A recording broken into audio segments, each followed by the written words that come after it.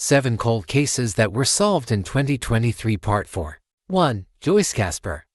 36 years after 65-year-old Joyce Casper was found murdered in her car, Boise police are able to bring some sort of closure to her family. Investigators were able to create a family tree through genetic genealogy from DNA left to the crime scene, which pointed to their suspect. Frank A. Rodriguez of police then met with his family, obtained additional DNA swabs, and matched Rodriguez to the crime, BPD said. Even though Rodriguez died in 2007, BPD capped. Matt Jones said that he is proud to finally give the family some answers.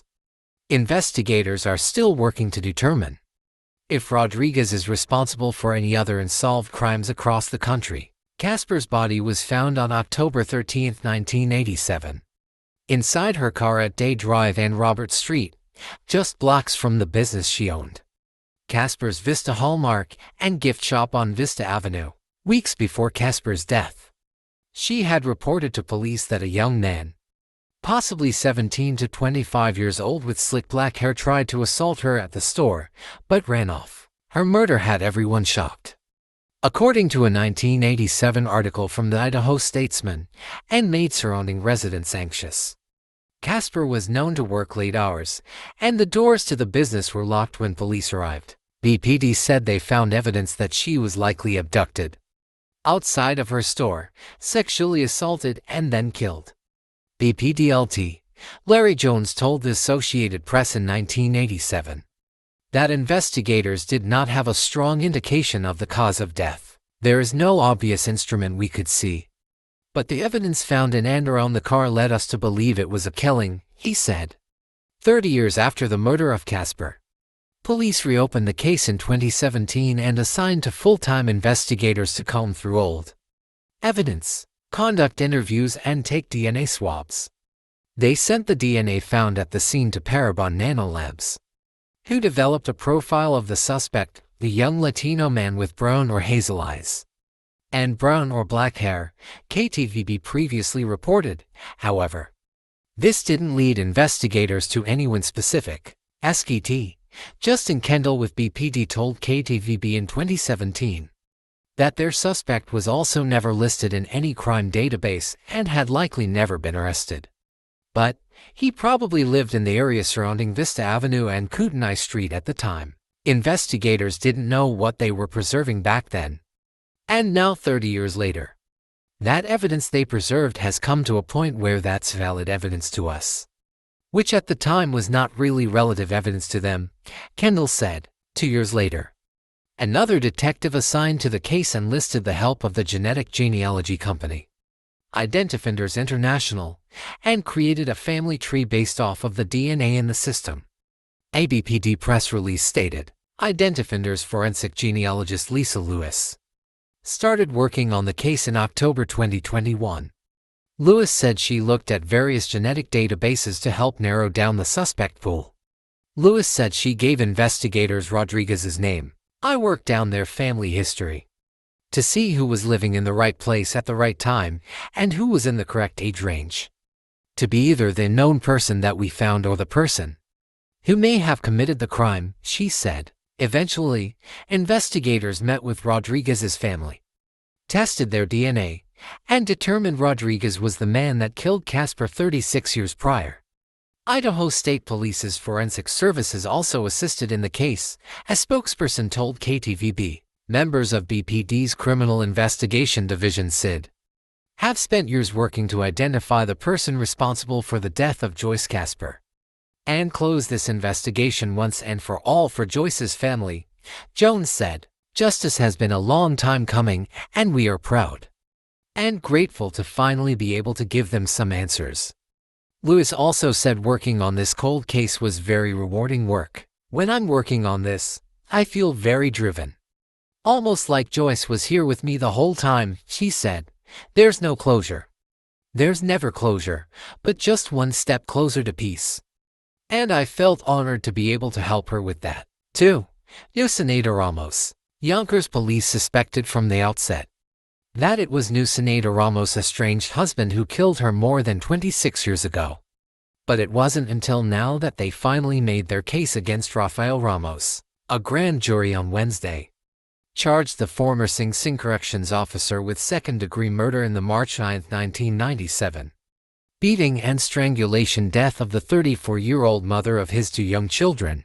Ramos, 54, was arrested at his home in Sleepy Hollow by Yonkers police officers, including Vianet Martinez of the cold case unit that had pursued the case for more than a decade. The case was also picked up over the past year by the Cold Case Bureau of the Westchester District Attorney's Office, whose top prosecutor Daniel Fletcher presented the case to the grand jury. There was no immediate information about what, if any, new evidence had been generated for them to seek an indictment. Nusinaida was an unemployed immigrant from the Dominican Republic who lived with the children in the second-floor apartment at 98:St. Ramos and his girlfriend picked up his 4-year-old son and 3-year-old daughter on the morning of Sunday, March 9, 1997. When they brought them back that night, there was no answer at the door. A young neighbor also got no response when she knocked to borrow a cooking utensil. The following day, after relatives had not heard from Nusinaida, they accompanied police to her apartment. The door was locked and Spanish music was blaring from the radio, as it had been since the day before. When police entered, they found her in t-shirt and shorts on the floor of the living room. It appeared there had been a violent struggle, with the furniture in disarray and 3 broken fingernails near the body.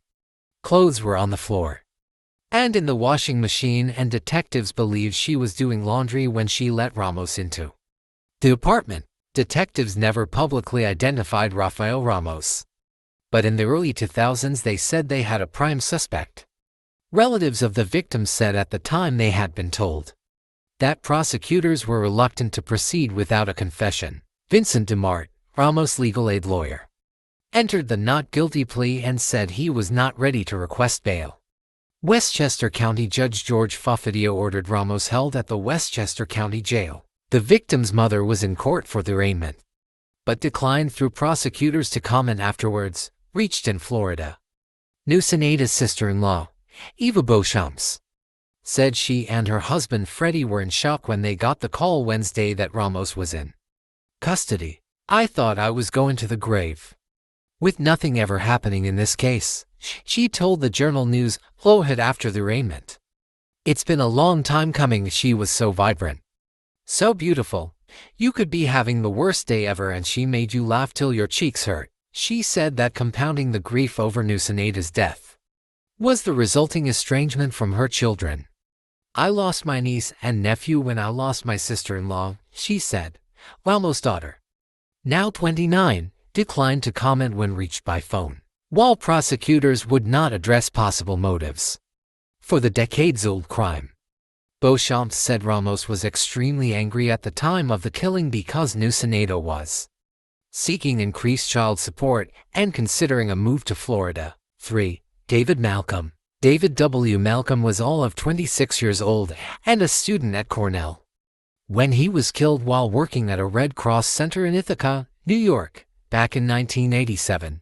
Now, over 3 decades later, police say they have finally determined who was responsible for the cold case murder, but they're not saying who.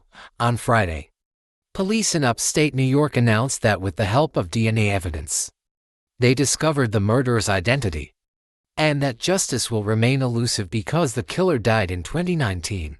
Malcom was stabbed to death on February 12, 1987, while working at the Red Cross Emergency Shelter on West Court Street.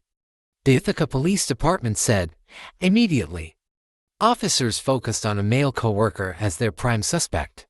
However, the case went cold in 1988 and was continuously investigated until being shelved in 2010. According to a report by Elmira, New York-based NBC affiliate WETN. In September 2015, the investigation began again, using a combination of DNA and investigative leads. In search of some finality, by May 2016, over 100 leads were harnessed in the investigation, and several witnesses were interviewed in multiple states. The IPD told the Post-Standard of Syracuse, "This past week, the long befuddling case was solved," the IPD said. The killer was the ex-boyfriend of a teenage girl who had sought the Red Cross Emergency Center for help the day before the victim's body was found. The day Malcom had worked a 24-hour shift, the girl sought refuge at the shelter following a domestic incident in the town of Newfield, the IPD said. Because she wanted help to move away from her ex-boyfriend, the Ithaca Times reports. The ex-boyfriend showed up at the Red Cross after the girl arrived and demanded to know where she was. Malcom, who was there then, refused to give the ex-boyfriend any information, police said, and he was killed while protecting the girl from would-be harm. Malcom's heroic actions for not disclosing the whereabouts of the young teen sadly cost him his life, police said Friday. His death caused pain to Malcom's family and friends due to his tragic death and for not knowing why he was killed and by whom. In 1987, one of the victim's friends recalled the man she knew, loved, and lost too soon in comments to the Post-Standard. The sheer gentleness of the man made him very special. He also had a wonderful sense of humor, Nina Miller told the paper after he died. He was the best of what young people can be. He was idealistic, sensitive, warm, very bright. He was a wonderful role model for kids. He was really wise beyond his years. Federal, state, county, and local law enforcement agencies helped with the investigation over the past 7+ years, police said. Ithaca Police Deputy Chief Vincent Monticello recently met with Malcom's family and apologized for not solving the case sooner. A press release obtained by various local media outlets says many of the tools, training, and resources used today to solve homicides were not available to investigators in 1987. The IPD wrote in the release, this was a challenging case for investigators in 1987, who were working the case with limited resources. 4. Krisen Baxter. In October 1978, power company employees discovered the lifeless body of 16-year-old Krisen Baxter near power lines south of and between Whitworth Drive and Division Street in Spokane, Washington. Spokane County Sheriff's deputies and detectives responded to the location to begin the investigation. The scene was documented and processed for evidence with the assistance of forensic personnel. Evidence, including possible DNA samples, was collected during the investigation and autopsy. The victim was identified as Krisen Baxter, who had been reported as a runaway by her mom on September 30, 1978. Evidentiary items were sent to the Washington State Patrol WSP Crime Laboratory for testing. Although 1978 DNA testing abilities were limited compared to the testing abilities of today, the samples were believed to contain DNA. However, an analysis could not be completed due to these limitations. The evidence was securely stored for future testing. In August 2006, knowing the advancement in DNA testing abilities, Major Crimes Detective D. Marskret sent the samples back to the WSP Crime Lab for testing. The test results showed DNA consistent with Krisen Baxter and an unknown male.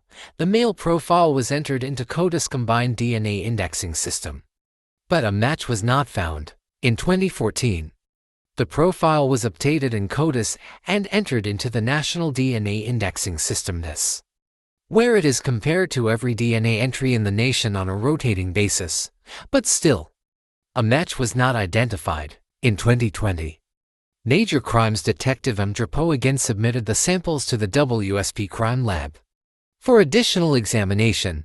In early 2021, a portion of the forensic evidence was sent to Othrum's laboratory in the Woodlands, Texas for advanced DNA testing. Using forensic-grade genome sequencing, Othrum's scientists developed a comprehensive DNA profile for the known male contributor. Othrum's in-house genealogy team identified potential relatives of the unknown male, including a direct descendant of the individual who was deceased. These leads were provided to Spokane County Sheriff Detective M. Drapeau, who used this new information to conduct a follow-up investigation. Living family members of the identified relative were contacted and interviewed. Reference DNA samples were collected, and subsequent DNA profiles were developed and analyzed by Othrum's scientists. resulting in additional investigative attempts to identify the unknown male contributor. Continued investigative efforts revealed Cathy Lindblom, born in 1949, as a possible person of interest. Detective Mdrapo searched law enforcement databases and learned Lindblom was arrested and charged in Spokane County for the 1975 violent assault and rape of a 16-year-old female victim near the area where Krisen Baxter's body was discovered. Lindblom admitted to having intercourse with the juvenile victim and pled guilty to assault first degree in exchange for the rape charges being dropped. Lindblom stated he was innocent of the assault and only pled guilty due to the possible result of a trial. Through the continued investigation, it was learned Lindblom was released from prison on August 7, 1978, and was not in custody at the time of Krisen Baxter's murder and sexual assault. Detective Mdrapo also located a child of Lindblom's in Louisiana and, through the comparison of a DNA sample obtained by the Jefferson Davis Parish Sheriff's Office, found the suspect's DNA collected in 1978 showed 320 times more likelihood of a match to Lindblom and his known child than if it was compared to an unrelated individual selected at random from the U.S. population. Later, kinship relationship testing performed at Othram suggested a parent-child relationship, indicating that the male DNA collected in 1978 belonged to Lindblom. Lindblom's death predated the entry of DNA into the CODIS and NDIS databases, which is why a DNA match was not found. Detective Mdrapo consulted with the Spokane County prosecuting attorney's office about the case, and with this evidence, they agreed that charges and Lindblom's arrest would have been warranted if he was living. This almost decades-old cold case investigation will be closed with exceptional circumstances due to Lindblom's death. The suspect, Cathy Lindblom, died in a fire on April 11, 1981, with his death certificate listing the manner of death as accident, although he will not face criminal charges for taking the life of and sexually assaulting Krisen Baxter. Investigators with the Spokane County Sheriff's Office, along with its assisting partnering agencies, hope this brings much-needed answers to Krisen's family and friends and, at a minimum, a small amount of comfort knowing the suspect was identified through DNA testing. The Spokane County Sheriff's Office would like to thank Othram, WSP Crime Lab, Jefferson Davis Parish Sheriff's Office, Lindblom's family members who cooperated during this investigation, and mostly, the family of the victim, Krisen Baxter, for their patience and assistance during this long and difficult journey to identify her killer. 5. Jeremy Stoner. Sean Quincy Melton knew he was innocent, but he would not live long enough to see himself exonerated and cleared of all wrongdoing. In the vicious 1987 murder of a 6-year-old boy in Solano County, Melton had gone to police with information about the killing and sexual assault of Jeremy Stoner in Vallejo on February 21, 1987. But he quickly became the suspect when police determined he had intelligence only the killer could know. After his arrest, he was tried twice and jailed for 19 months.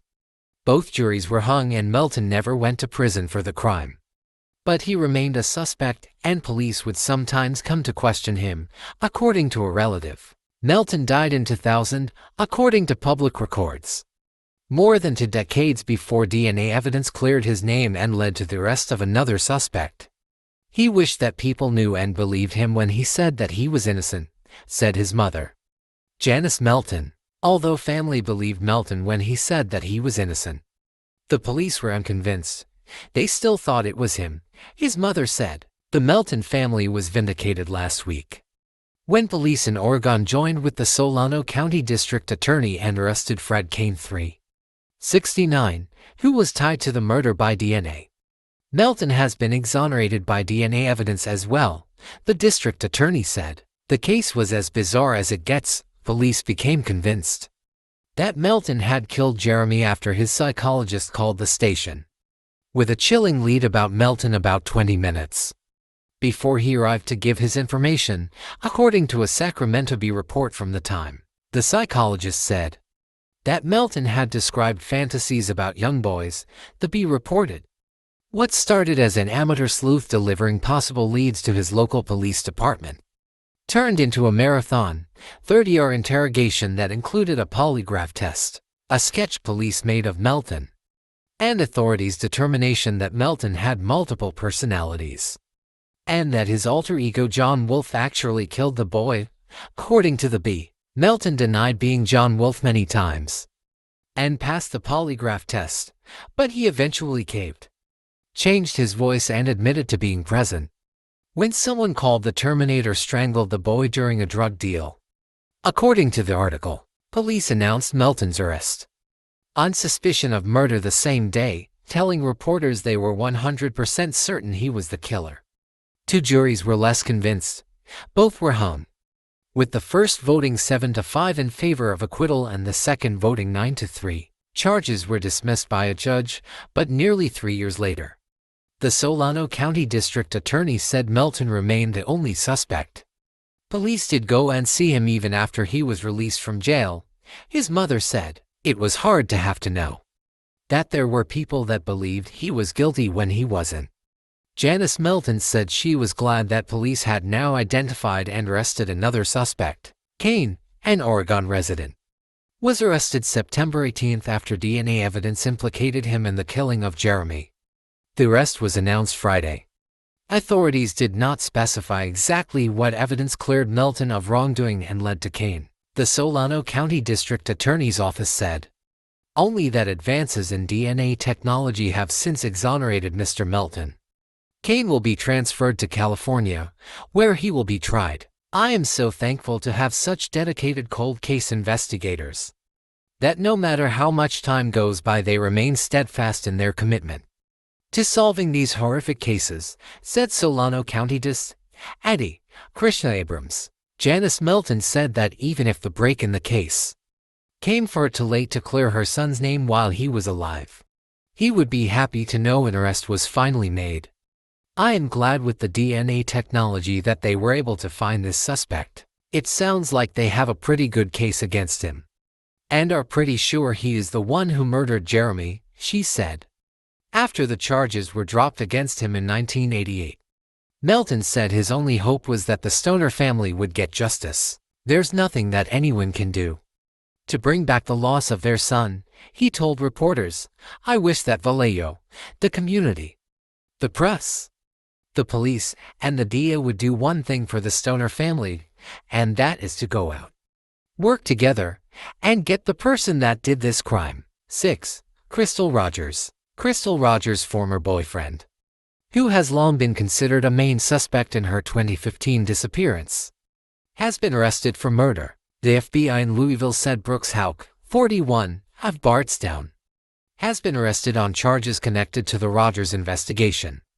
The indictment says he's charged with both murder and tampering with physical evidence, in coordination with the Kentucky State Police, other local and federal law enforcement partners.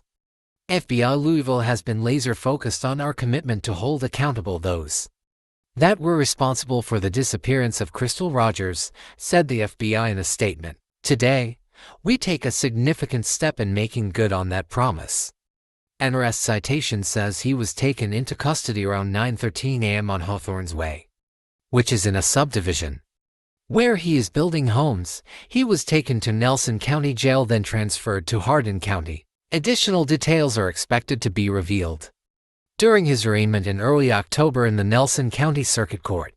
His bond is set at $10 million cash. Since the mother of 5 disappeared -1 years ago from Bardstown, the only suspect ever named before this month was Houck, her boyfriend at the time, with whom she shares a child. He had never been charged in connection with the crime until now. Her family released this statement in response to his arrest. This morning the Ballard family received word that Brooks Houck was arrested for an indictment warrant.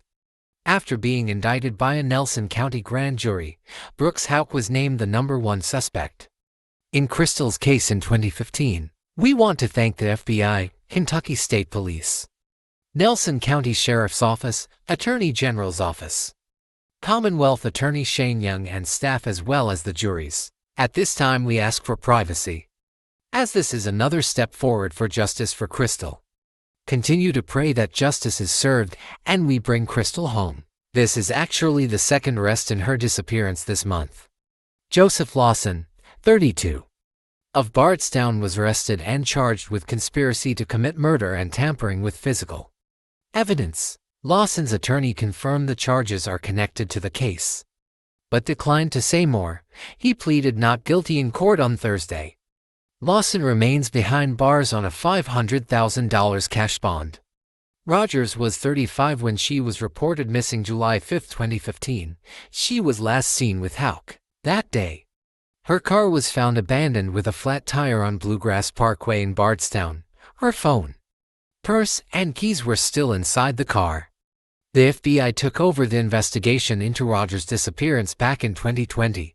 Since then, there have been multiple searches in Bardstown. Most, if not all, of them have centered around the Houck family. That search we covered last October focused on the Houck family farm, where Rogers was last seen alive. Houck's grandmother, Anna Whitesides, has been connected to the case as well. The state said back in 2016 that they believed her car was used to dispose of Rogers' body. She refused to testify when called to court. Within the first year of Rogers' disappearance, Brooks' brother, Nick Houck, was fired from the Bardstown Police Department for interfering with the investigation. Early on, a friend and employee of Brooks Houck, Denny Singleton, faced 38 counts of perjury for lying to detectives during the investigation, but pleaded guilty to lesser charges of false swearing. Tommy Ballard, Rogers' father, was also killed a year after her disappearance. His death was also never solved. 7. Cathy Swartz. Three Rivers Police Department shared new details about a turn in events in a 1988 cold case murder. It's a case that seemed to be solved until the unexpected happened. The suspect, Robert Waters, 53, died from suicide in his Beaufort County, South Carolina jail cell Saturday. Police said Waters was the suspect in the December 2, 1988 murder of 19-year-old Cathy Swartz. He was arrested less than a week before he died. Schwartz died of multiple stab wounds, a vicious beating, and strangulation, all while her 9-month-old daughter Courtney was in the next room.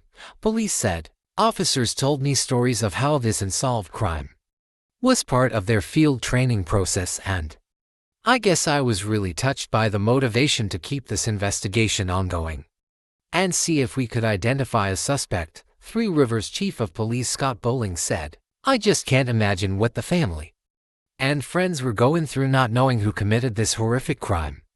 Bowling took over as top cop in January 2022.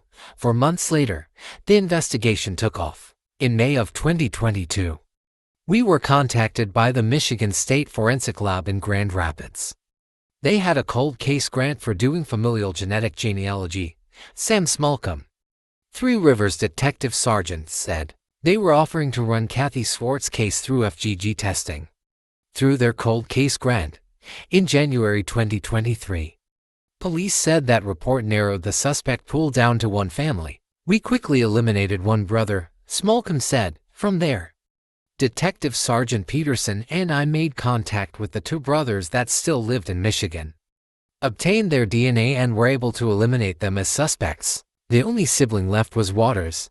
He had moved to Beaufort County, South Carolina, and had started a family and owned a plumbing business alongside his wife." Police said they obtained search warrants for Waters' DNA, fingerprints, and footprints, even when he was advised by Detective Malcom of the charges. He seemed very calm about it. He was cooperative during that time, Todd Peterson, MSP Detective Sergeant, said. Waters' testing was brought back to Michigan, where examiners confirmed that his DNA and footprint matched those found at the 1988 scene. Police said he was then arrested and charged with open murder. Police said his wife had a lot of questions, a lot of which we couldn't answer at that time. "I don't know if there was conversations between he and her. I don't know what happens behind closed doors. That's an awful long time to have knowledge of something, and to have a life separated of that. But I can just tell you that his demeanor was appropriate, I guess, with us at that time," Peterson said. As of Thursday, Three Rivers Police Department are awaiting the autopsy report of Waters. It is believed Waters died of self-inflicted injuries, but official confirmation is pending for pathology from Waters' autopsy. According to Michigan State Police Detective SGT, Todd Peterson, "I can tell you with quite a bit of confidence that I've spoken with the investigators from SLED. They do not see anything suspicious and believe that the injuries that led to Mr. Waters' death are self-inflicted," Peterson said. "They have no official report.